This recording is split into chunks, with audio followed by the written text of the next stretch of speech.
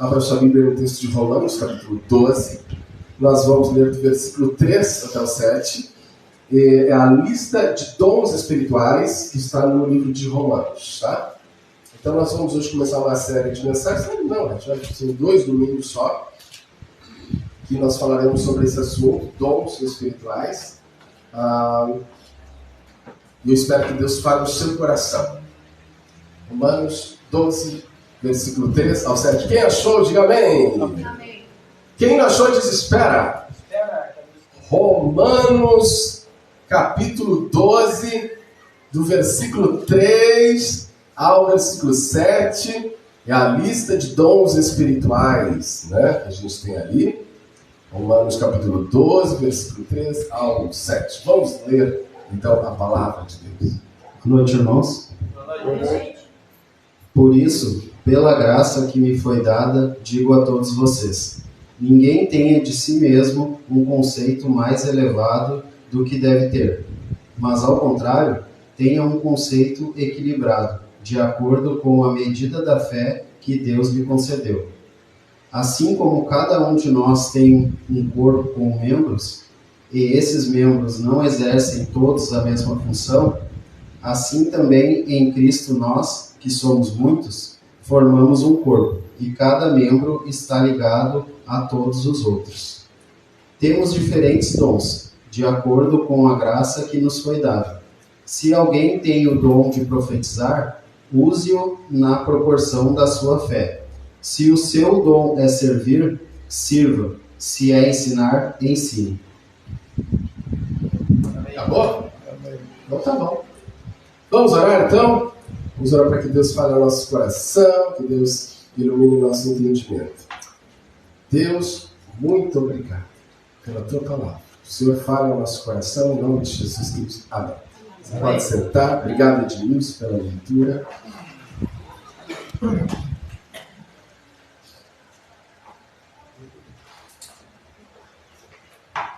Bem, a Bíblia ela tem basicamente 2 listas de dons, uma em 1 Coríntios 12 e outra em Romanos 12.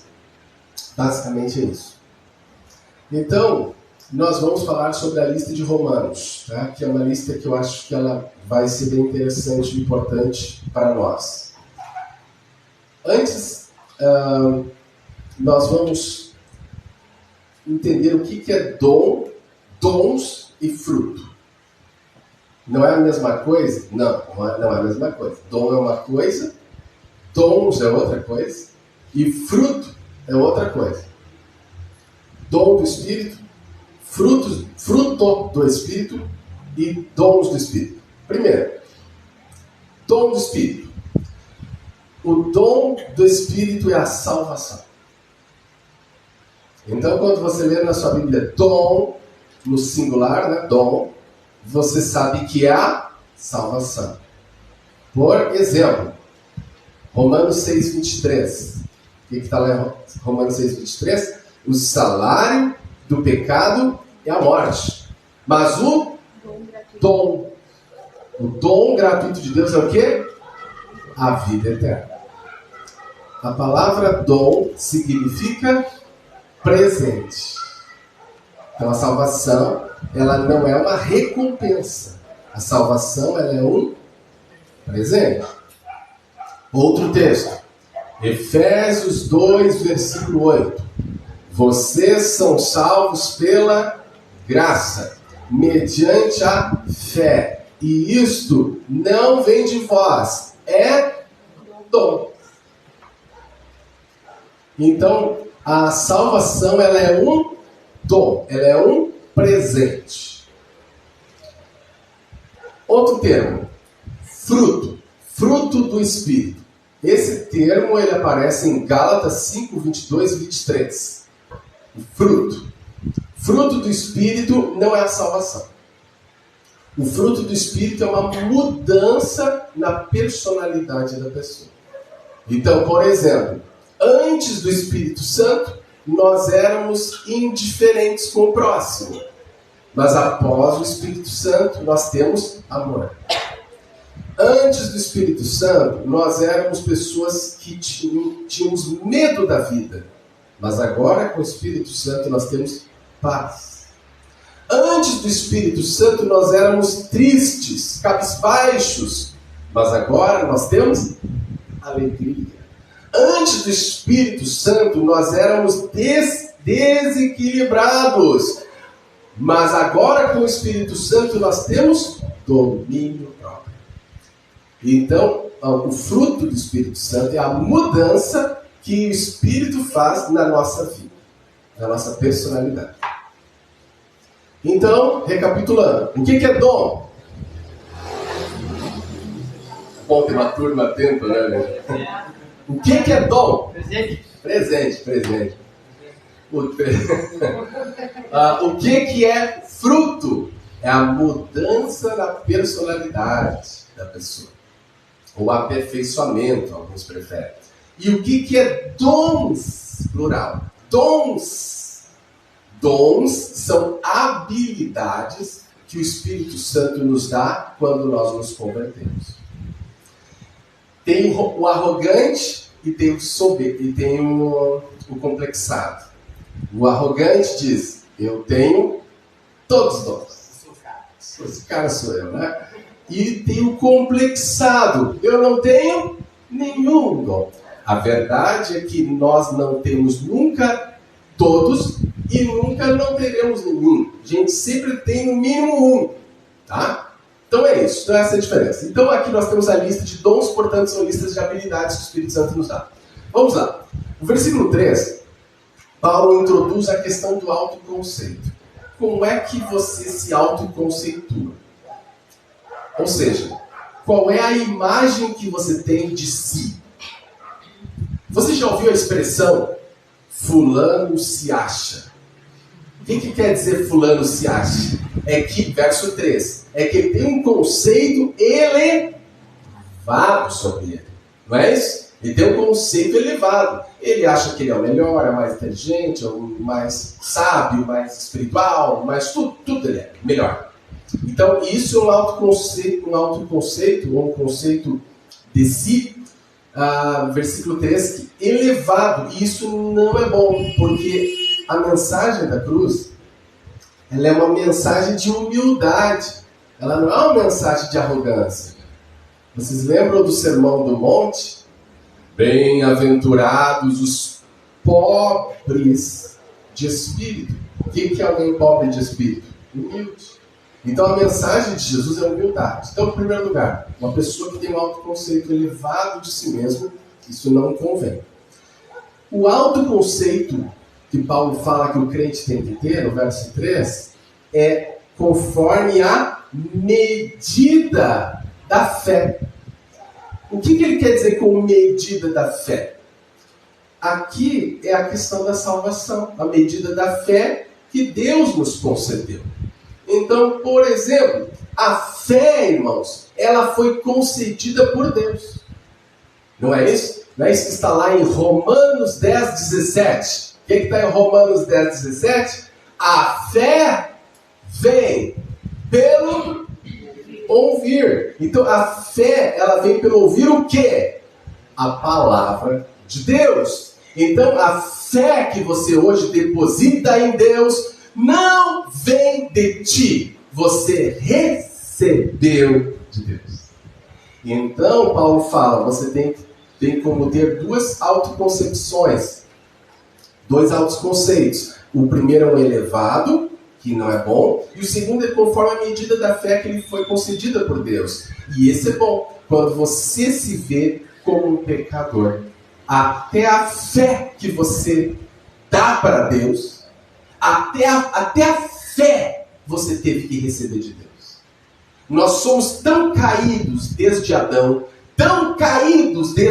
e Eva, que se Deus não nos der fé, a gente não crê.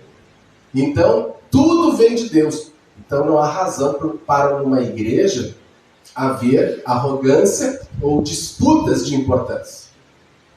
No versículo 4 e 5, Paulo aprofunda isso, assemelhando a igreja a um corpo humano. Vamos dar o exemplo do corpo humano, né? Certa vez, eu gosto de fazer umas perguntas difíceis para as pessoas.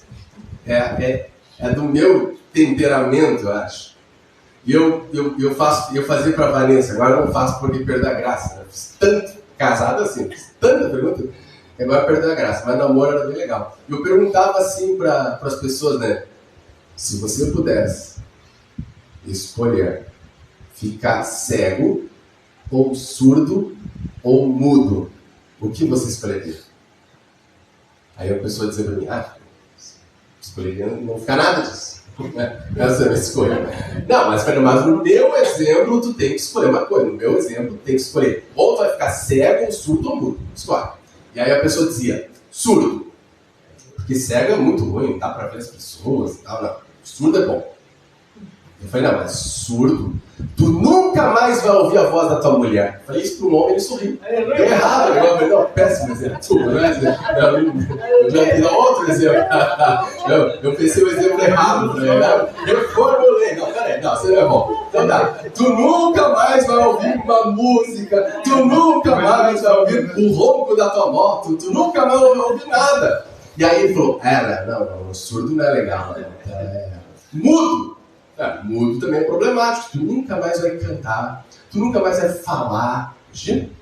Cego é legal. Cego também é ruim, porque você não vai ver o rosto nunca mais da tua filha. Se tua mulher está grávida, você nunca saberá como é o rosto da tua filha. Então cego é ruim. Aí o pessoal, Samuel, eu não sei então. Então é isso que Paulo está dizendo. Tudo no nosso corpo faz falta. Se faltar, vai fazer falta. Não tem nada de, a gente é assim, né?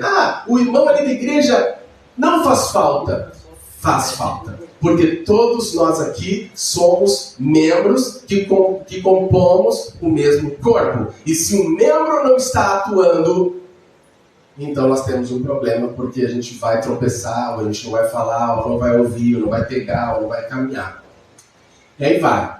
Então Paulo vai falar sobre isso porque ele já viveu isso em Corinto, na carta aos Coríntios, vocês conhecem o texto? Ou deveriam conhecer, né? Está em 1 Coríntios capítulo 12, 13 e 14, que Paulo vai falar como a questão dos dons trouxe divisão na igreja. Então Paulo vai dizer o seguinte, os dons são habilidades, cada um na igreja vai ter a sua, e nós temos que nos alegrar com a nossa habilidade, com a habilidade do irmão, não temos que competir quem é mais importante. E então, a partir do versículo 6, Paulo então começa a lista de dons. Essa lista ela tem 7 dons. Você vai ter um dom no verso 6, você vai ter 2 dons no verso 7 e o restante, então, no versículo 8. Nós, por questão de tempo, vamos falar de um dom, talvez. Se eu ver que dá, eu vou para 2. Se eu ver que dá, eu vou para 3. Mas eu não estou muito esperançoso, não. Porque... falta... Verdade. Estou faltando fé. Vamos lá, então, o primeiro dom, então. O primeiro dom é o dom de profecia. O versículo 6, o Paulo ele já inicia falando sobre o dom de profecia. Então, se o teu dom é profetizar, Paulo é muito prático, então profetiza, não tem problema nenhum.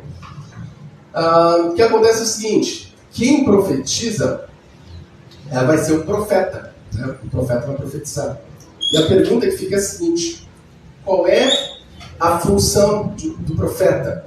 Qual é a função da profecia? Por que haviam profecias nos tempos bíblicos? Por que tinha que ter profecia? E para a gente responder essa pergunta, por que tinha que ter gente com dom de profecia? Por que tinha que ter gente na igreja com dom de profecia? Por que tinha que ter profeta na igreja? Por que tinha? Bom, quem responde isso é Paulo, né? Na carta aos Efésios. Então, vamos para lá. O Edmilson vai fazer a leitura para nós. É o texto de Efésios, capítulo 2, versículo 20. A gente vai ler só o 20 primeiro, tá, Edmilson? Aí depois a gente lê o 21. Efésios 2, verso 20 e 21. Amém, irmãos? Amém. Oh, glória a Deus. Então tá, só o versículo 20. Edificados sobre o fundamento dos apóstolos e dos profetas, tendo Jesus Cristo como pedra angular. Muito bem, a primeira palavra que a gente tem no versículo 20 é a palavra edificado, uma referência à igreja. A igreja, nós cristãos, estamos edificados. Versículo 20. Está aparecendo 20 aqui? Nós estamos edificados, verso 20, sobre o quê? Sobre o fundamento. Né? Então nós estamos edificados sobre um fundamento. De quem é o fundamento? Dos apóstolos e dos profetas. E Jesus ele é chamado de pedra angular porque era a pedra principal da construção. Então por que tinha que ter apóstolo? Por que tinha que ter profeta? Para trazer o fundamento. E o que é fundamento? A gente pode ilustrar com o nosso sistema de educação aqui, né? O MEC, Ministério de Educação. Você pode, para você entender o que é fundamento, você pode ir direto para a faculdade, direto para o ensino superior ou não? Não. Antes de ir para o ensino superior, você tem que passar pelo ensino médio, muito médio. E antes do médio, o ensino... o ensino fundamental. Tem que ter um fundamento. Se você não tem um fundamental, você não poderá estudar no ensino médio nem no ensino superior. Você tem que ter o fundamental. Os apóstolos e os profetas vieram trazer o beabá. Vieram trazer as vogais, os números, vieram trazer o básico que a gente tem que saber para viver uma vida cristã. Eles trouxeram fundamento. Agora, se você observar, quando a gente vai dando uma olhada em muitas igrejas, né, você vê ali que tem profetas, que tem profecias e que tem apóstolos. Qual é o problema disso? O problema é o seguinte: se ainda existem apóstolos, se ainda existe profeta, o que a igreja cristã ainda não tem? O que a igreja cristã ainda não tem? Às vezes parece que a igreja cristã não percebe as consequências das suas afirmações. Muitas vezes a igreja que tem um apóstolo, a igreja que tem um profeta, ou que tem profecias, ela parece mais poderosa. Senhora, ela parece mais poderosa, porque ela tem profeta e você não tem. Ela tem profecia e na tua não. Ela tem até apóstolo e a tua não. Então ela parece mais poderosa. Mas o versículo 20 diz exatamente o oposto. Se uma igreja diz ter profetas, profecias e apóstolos, ela nem tem ainda fundamento, porque ela ainda estaria construindo o seu fundamento. Muito bem, está aprendendo direito. Então o que acontece? Quando você observa as seitas, elas têm algo em comum. O que as seitas têm algo em comum? Ou elas têm profeta, ou elas têm apóstolo, ou elas têm profecia, ou elas são o cumprimento de uma profecia. Ou elas têm apóstolo, ou elas têm profeta, ou elas têm profecia, ou elas são o cumprimento de uma profecia. E aí você vai estudando essas seitas. Eu não sei se vocês já fizeram esse exercício, é bem interessante. Você observará que elas têm ensinos que só elas têm. Ninguém mais tem. Por quê? Por que as seitas têm ensinos que só elas têm? Porque elas mexeram. Por isso a Igreja Batista, volta e meia, ela é acusada de não crer em profecias. Não é que a gente não crê em profecias. Nós cremos. Nós cremos nas profecias da Bíblia. Nós cremos em profecias, nas profecias da Bíblia. Então, irmãos, alguns podem achar, mas assim ficou sem graça, né? Não tem profecia, não tem profeta, não tem apóstolo. O que a igreja fará então? Se não tem mais profecia, né? Apóstolo e profeta. O que a igreja fará? Verso 21. No qual todo o edifício é ajustado e cresce para tornar-se um santuário santo no Senhor. Então, a igreja ela é chamada, no versículo 21, ou comparada a um edifício. E esse edifício, ele é ajustado ao fundamento. E ele cresce sobre o fundamento. Mas o edifício, que é a igreja, ela não põe fundamento. Porque quem pôs o fundamento, verso 20, foram os apóstolos e os profetas. Então o papel da igreja hoje é se ajustar a partir do fundamento e crescer a partir do fundamento até que ela se torne um santuário santo no Senhor. Por isso, irmãos, eu nem vou lhe perguntar se esse é o seu dom, porque não é. Nem vou perguntar. Tá? Então nós ficamos felizes que não existem mais profetas e felizes que não existe mais apóstolo, porque isso significa que o Novo Testamento enfim acabou, né? Você vê as seitas que tem profetas e profetistas, geralmente elas não seguem só a Bíblia. O membro, o fiel, tem que abraçar a Bíblia e os escritos da profetisa ou os escritos do profeta. Óbvio, ele é um profeta. É o caso de Ellen White, dos Adventistas, de Joseph Smith, dos Mormons, e do próprio Maomé, do islamismo. Você vai ter que abraçar tudo junto. E é por isso que você vai ter nessas igrejas doutrinas que só eles têm. Porque mexeram no fundamento. Obrigado. Muito bem. Então nós temos aqui o primeiro dom. Deus estipulou, conforme diz Efésios 2:20, alguns para apóstolos, alguns para profetas, para trazer o fundamento para a igreja. Mas o profeta, dirá o verso 6, ele não podia, na época, profetizar o que ele bem quisesse. O versículo 6 diz que as profecias dele deveriam estar de acordo com a proporção da fé. A Almeida Corrigida Fiel traduz a palavra proporção como medida, porque o termo grego possibilita tanto como proporção tanto quanto medida. Isso significa o quê? O profeta não poderia profetizar o que ele quisesse. Ele tinha que profetizar em harmonia com a doutrina cristã. É por isso que você verá o apóstolo Paulo, em 1 Coríntios capítulo 14, orientando os profetas. Paulo orienta os profetas. Eles não poderiam profetizar algo diferente dos apóstolos, que não poderiam profetizar nada diferente de Cristo. E Cristo é a palavra encarnada, conforme diz João 1,14.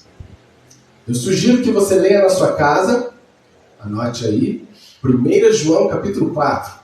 Você verá que os profetas estavam sujeitos aos apóstolos. O apóstolo João fala que um profeta que profetizasse que Jesus não veio em forma de carne, ele era um falso profeta.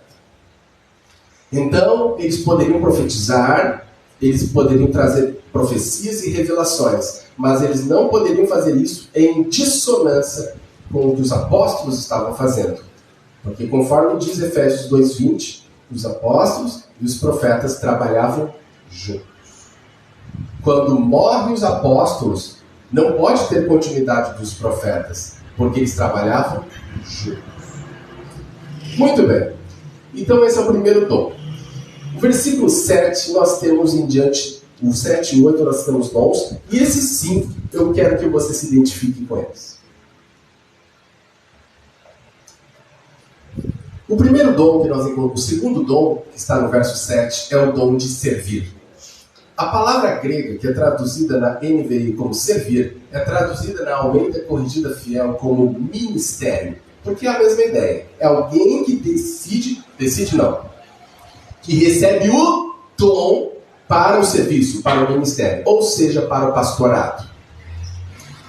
Alguns intérpretes entendem que servir ali seria o diaconato ou ser obreiro. Mas não, a ideia ali possivelmente é ser pastor, porque os 4 primeiros dons está ligado à língua, está ligado à fala. O primeiro dom, profecia, serviço, ensino e dar ânimo, versículo 8. Tá? Então, é mais provável, porque se fosse diácono ou obreiro, ele deveria estar no final da lista, onde nós temos ali o dom de liderança, o dom de contribuir, o dom de misericórdia, então seria, ou de dar, então não seria antes ali nos dons de ensino. Então, o dom de servir. Dom de servir ou dom de ministério? Paulo não é burocrático. Se o seu dom é servir, sirva. Se o seu dom é ser pastor, seja. E eu quero chamar a atenção aqui para os familiares dos vocacionados. Eu quero falar aqui especialmente com os familiares dos vocacionados. Irmãos, ser pastor é um dom que Deus dá para alguns homens, não para todos.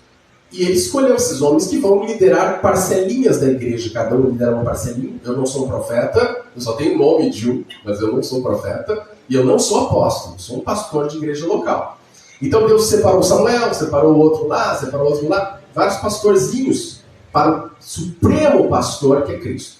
E então, o pastor, ele vai pastorear porque esse é um presente que Deus deu para ele. Mas o que nós observamos muitas vezes entre os familiares é que os familiares, quando vem um membro da sua família sendo chamado para o pastor, eles tratam o presente como esterco.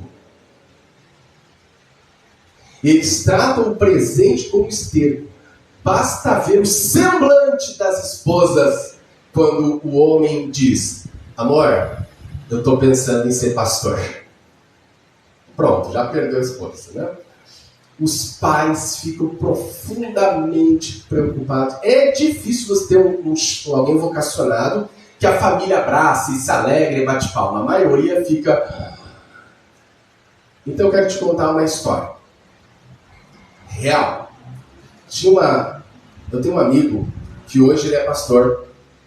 É um pastor, a mulher dele apoia ele e tudo. Mas nem sempre foi assim. Quando este rapaz se converteu, ele entendeu que ele recebeu um dom. Lembra que a gente recebe dom na conversão. Então ele recebeu um dom, e o dom dele era de ser pastor. Ele foi para o seminário, e ele foi lá estudar no seminário. E ele foi, e a mulher dele não gostou nada daquilo. Não gostou, não apoiou, ficou aquele beijo. Sabe aquele beijo, irmão? E aí, não gostou. E então, irmãos, aquela mulher começou, desculpem a expressão, a infernizar a vida dele. Fazendo de tudo para que ele desistisse. Ela fazia beijo, ficava empurrada, não conversava com ele. Você me conta hoje. E aquela coisa, aquele clima dentro de casa, né? De casal, aquela coisa. E um dia, esse homem estava lá estudando teologia, no seminário, na faculdade, e o professor disse: se a tua esposa não te apoia para te ser pastor, ainda não é o tempo de você ser pastor. E esse professor tem razão. Se a mulher não apoia, não vai ser pastor. Não vai conseguir. E então, irmãos, ele chegou em casa e ele disse para ela: olha, eu não vou ser pastor porque você não está me apoiando, então eu não serei. E ela disse para mim que ela pensou na hora: consegui. Consegui. Consegui. E então ele foi para a área da saúde, que é uma área parecida com o pastorado, que quer cuidar de gente, aquela coisa, mas não é a mesma coisa. E então ele foi para a saúde, fez uma faculdade e se formou. E ela, nesse tempo, via, tá tudo como eu quero. Quando ele se formou, ele pegou o diploma e colocou na mão dela e disse: tá aqui o que tu queria. Tá aqui o que tu queria. E ela se sentiu muito mal. E ele continuou sem brilho no olhar, continuou sem alegria. E um dia ela disse assim: como que eu faço para ter meu marido de volta? Ela disse isso para ele. Como que eu faço para ter meu marido de volta? Como que eu faço para ter aquele homem com aquele brilho, aquele sorriso, com aquela alegria? E ele disse para ela, me apoie para ser pastor. E ela, contrariada, foi apoiando. E então, hoje ele é pastor, ela apoia ele e tudo mais. Eu estou contando essa história, irmãos, porque nós temos que tomar muito cuidado quando nós nos opomos a alguém que se sente vocacionado.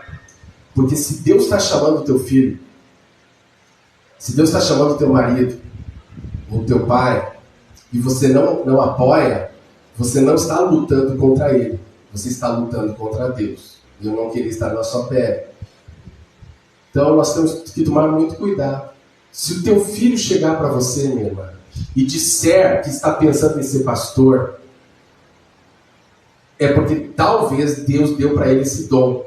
Nós não chamamos um tênis da Nike de R$900 de esterco. Ser pastor é um dom. Se o teu filho um dia chegar para você e dizer que está pensando, talvez Deus deu para ele um tênis da Nike. Você tem que entender que pastor é um dom, é um presente. Muitas mães queriam um filho pastor, muitas esposas. Então, discirna isso. Cuidado para você não ser um empecilho. Eu não acredito que se alguém é chamado para ser pastor, será impedido por mulher ou filho. Mas eu acredito que essas pessoas podem sim atrasar o chamado de Deus na vida de alguém. Como esse homem, que ficou 10, 20 anos com o peito queimando de vontade pelo pastorado. Então, apoie o seu marido, se ele te procurar, ou o seu filho, ou alguém que disser, Deus está me chamando. E aí você pode dizer de forma equilibrada, olha, vamos orar, tal, para ver se é mesmo, mas meu filho, o amor, se isso for confirmado no teu coração, eu te apoio, eu te ajudo e você seria um excelente pastor. É isso que as famílias devem dizer. Porque ser pastor é um dom de Deus, é um presente de Deus. Eu acho que vai dar tempo, gente, olha só. Terceiro dom. O terceiro dom aparece no próprio versículo 7. E esse dom é o dom do ensino. Você observa que há uma hierarquia estrutural. Você observou a hierarquia estrutural? Profeta, que está acima do pastor, que está, hierarquicamente falando, acima do professor da escola bíblica. Há uma hierarquia. E depois vem no versículo 8 o dom de dar ânimo, que são os conselheiros da igreja. Olha como Paulo foi desenhando tudo. Então, o dom de ensino é o seguinte. Eu sou pastor há quase 10 anos, tá? E a igreja é um aeroporto. A igreja é um aeroporto. Porque tem sempre alguém chegando, tem sempre alguém indo embora, tem sempre alguém voltando, e tem sempre alguém que não sabe para que está ali. Né? É um aeroporto, né? É um legítimo aeroporto. Né? Então, e o pastor, ele é o gerente do aeroporto, e tudo o que acontece no aeroporto, a culpa é do pastor, claro. Caiu a lixeira lá na calçada do aeroporto. Pastor, não viu ali a lixeira? Né? Então, nesses anos, eu já vi muita gente dizendo assim, pastor, eu tenho uma vontade de dar aula na escola bíblica. Talvez não seja o seu caso, mas acredite, tem gente aqui nessa noite que o coração queima por vontade do dom do ensino. Você tem o dom do ensino, meu irmão. Se você tem isso no seu peito, não adianta tu querer apagar. Eu também quis apagar o meu dom. O máximo que eu pude. Não tem como. Olha a história de Jonas. Pare de tentar apagar o teu dom. É um presente. Talvez Deus te trouxe aqui essa noite para você desempacotar o presente que Ele te deu. Para você desempacotar o presente que Ele te deu. Dom é um presente. Se você tem o dom do ensino, por que você ainda não está usando Nike? Por que você está de avaliando? Deus te deu um dom tão precioso de ensinar a palavra. Nós estamos suando tentando achar professor agora para essa turma. Graças a Deus a gente tem um irmão terceiro. E aí as pessoas dizem assim para mim, pastor, eu quero dar aula, assim que der eu vou, assim que der eu vou. Eu não consigo entender, irmão, o diabo nunca fará dar. O diabo nunca fará dar. Você tem que dar um passo de fé, mexer a tua agenda, chutar compromissos para você exercer teu dom. Senão você nunca vai exercer o teu dom. Se você entende que teu dom é ensino, então, Paulo fala no verso 7, então, ensine. Por que você está sentado? Se teu dom é ensinar, ensine. Mas pastor, eu me sinto inseguro. Vem falar comigo, eu te dou um treinamento, daqui 3, 4 meses você está ensinando. Pelo menos ali na escola para batismo, para a turma para batismo, ensine. Olha que dom maravilhoso. Então, será que eu não estou pregando aqui essa noite? Eu sei que eu não estou pregando para profetas, mas eu desconfio que eu posso estar pregando para algum futuro pastor. Tem gente dizendo, está amarrado. Eis-me aqui, envia ele. Né? Eu não sei, mas eu conheço Deus. Às vezes Deus chama irmãos, e não tem idade. Deus chama idosos, Deus chama senhores, Deus chama homens, Deus chama crianças. Deus me chamou quando eu tinha 12 anos de idade. Quando eu tinha 12 anos, Deus me chamou. Eu ouvi uma pregação, e meu peito queimou, e eu disse, eu quero fazer isso. E várias coisas aconteceram, mas sempre havia eu. E quando eu saí da área da música, para a área da Bíblia, foi um choque para as pessoas. Eu tinha 2 CDs gravados, cantava em várias igrejas, ninguém nunca imaginou que eu seria pastor. Nem eu. Então, talvez eu esteja pregando para um futuro pastor. Talvez eu também esteja pregando para um futuro professor, uma futura professora. Mas chega de ser futuro. Futuro está na hora de ser presente. Que Deus possa ter falado ao seu coração. E como disse o irmão Dirceu, eu vou deixar o verso 8, irmão Dirceu, para deixar o pessoal com água na boca. Tá? Vamos ficar em pé, vamos orar pela palavra de Deus, que ela possa ter entrado no teu coração.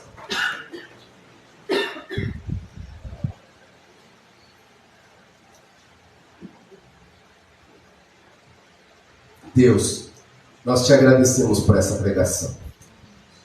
Como é bom nós ouvirmos a palavra sendo explicada com respeito, com reverência, porque a Bíblia não é um livro que a gente pega, sacode e faz dela o que a gente quer.